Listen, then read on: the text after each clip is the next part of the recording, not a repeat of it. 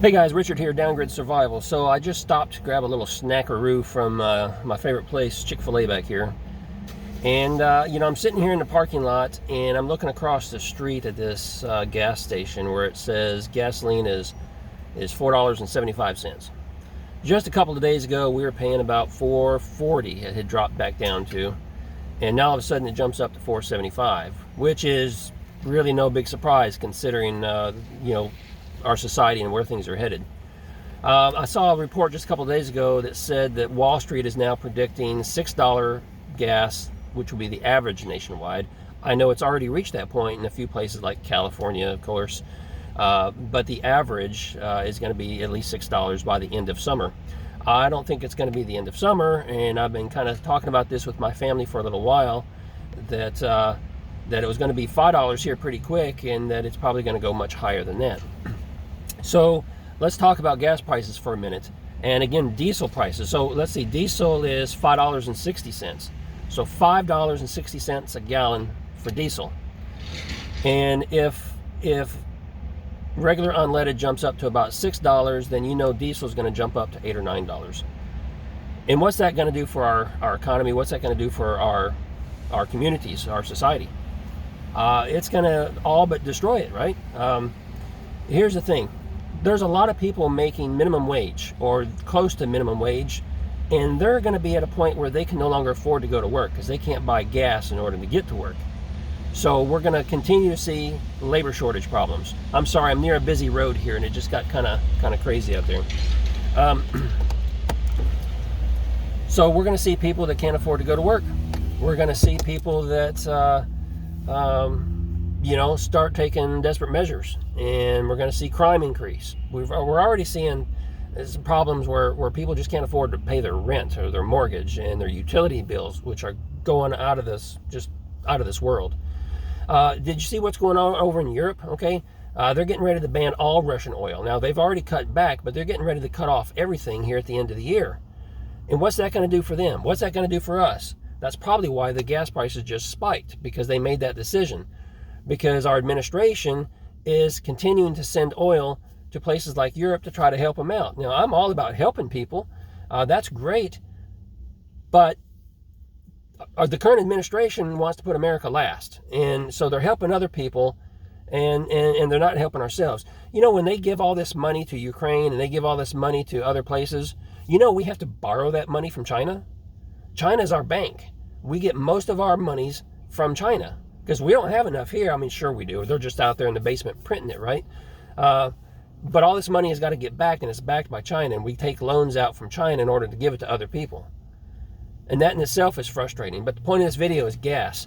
So get ready, because you think you're paying $5 a gallon now for milk and $3, $4, $5 for a loaf of bread. Here it comes. You're going to start paying a lot more because, all our farm vehicles run on diesel. All our trucks run on diesel to get goods to and from factories, to and from, distribution centers, to and from your local stores. And that's just contributing to the high inflation that we're already experiencing. And I tell you what, I don't see it slowing down. I don't see it slowing down at all. You need to understand, SHTF has already happened. I keep seeing comments on social media where people are talking about, when SHTF happens, this event or that event. You need to get this in your minds now. We are in SHTF. It's a slow boil, but we're already there. And, we keep seeing these things just come at us slowly, but they keep coming and they keep coming and they keep coming. And we're not going back. Things are not slowing down. It's only going to get progressively worse. Now, is there going to be a large event at some point? Yeah, probably.